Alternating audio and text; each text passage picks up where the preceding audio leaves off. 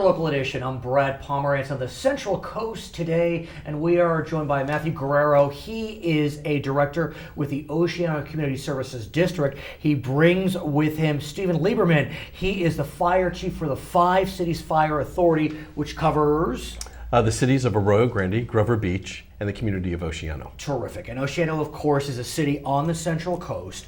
And the Central Coast, like all of California, is being impacted by El Nino.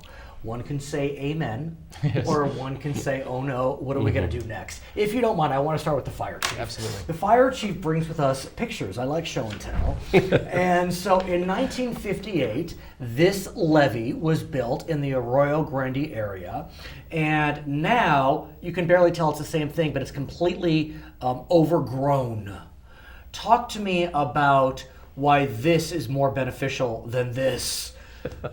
Well, you know, water follows a clear path, and right. So a much more efficient drainage from the Lopez watershed downstream through Arroyo Grande. There's a slight feed from Grover Beach through another creek, and ultimately ends up in the Oceano area before it empties into the Pacific Ocean. Right. In 1958, we didn't have the level of environmental regulation that California enjoys currently, and so there has been some clearing of the creek, but the native vegetation that's been allowed to grow over the years has created habitat which is protected.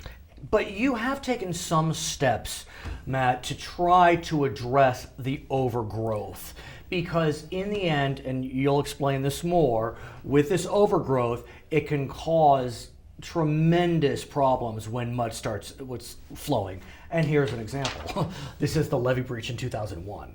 Right, and we believe the cause of the levee breach in 2001 was perhaps a tree trunk that came out of the creek and breached the walls of the levee and caused it to eventually rupture and flood into that farmland. Okay, so what are you doing now? Well, there's not a lot that you can do. The thing that we found the most effective is they've brought in farm animals such as sheep and goats. Fantastic. To eat the vegetation, and that's allowed. That's allowed. That's a natural solution to this overgrowth. But I gotta ask you, Chief. I would think, you know, I'm trying to be intuitive, but maybe that's a dangerous thing. If you have all this growth, wouldn't that stop the water? So it impedes the flow of the water. It reduces the volume that the levee can carry downstream towards the Pacific Ocean. And like I mentioned with the possible cause of that breach in 2001, it increases the debris flow downstream. And so then what does that cause? Because does it wind up you have too much water on this side as opposed to this side? Is that what I'm...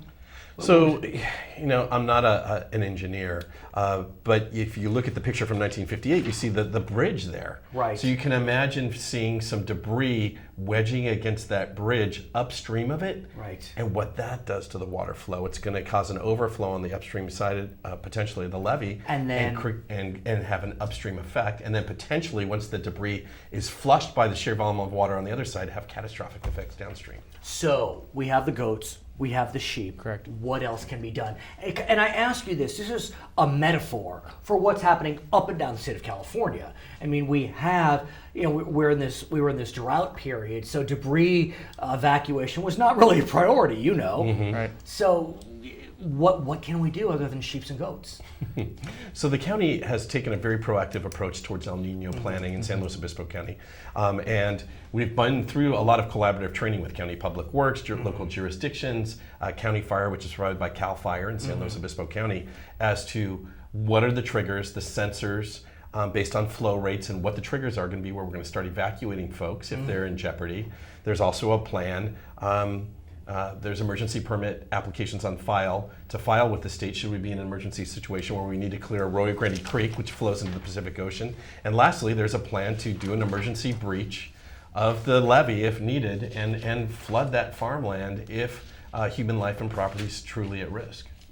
How does that get triggered? When do you find out? What do you do? What do we do?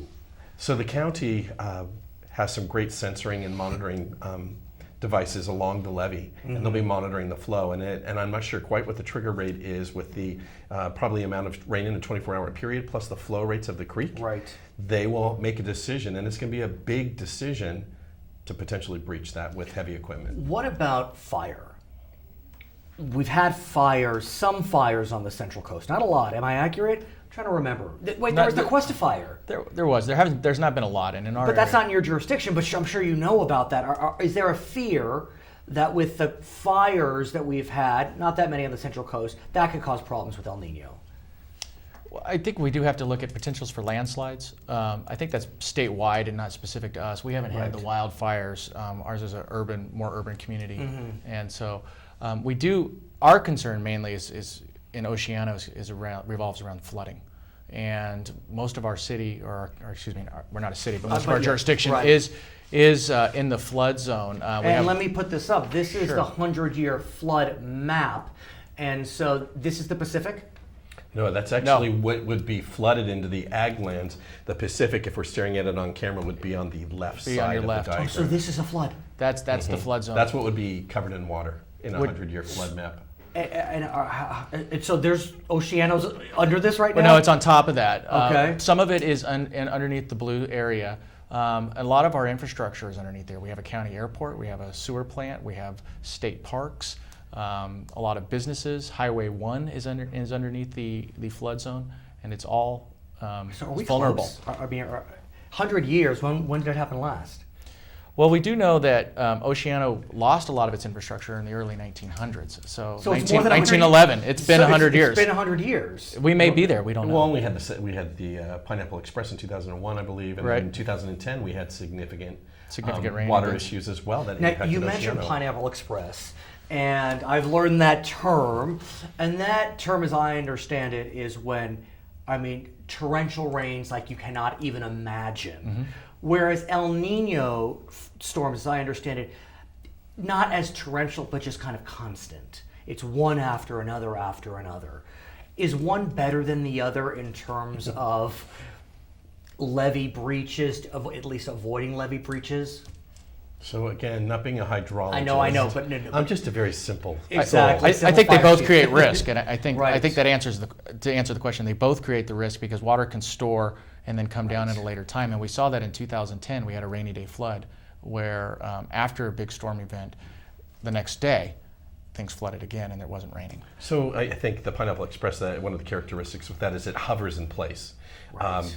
When we have been doing our tabletop exercises to plan for El Nino, we've always said, well, it depends on where the spigot opens in San Luis Obispo County. Is it going to be over the grade? Is it going to be in Cambria? Right. Where is it? So if you look at the rain totals that we're already experiencing, it's far more significant today in Santa Barbara than it was in our county. So again, I always look at the spigot approach to what happens. If we had a lot of rain in a short period of time, we would have issues. So how are you feeling in terms of preparation? I've spoken with some other folks, and they feel as if we've prepared fairly well, that we've been in drought for so long. We had a census El Nino was coming. I know you have storm preparedness materials for our viewers, for your constituents. How are we doing on that front?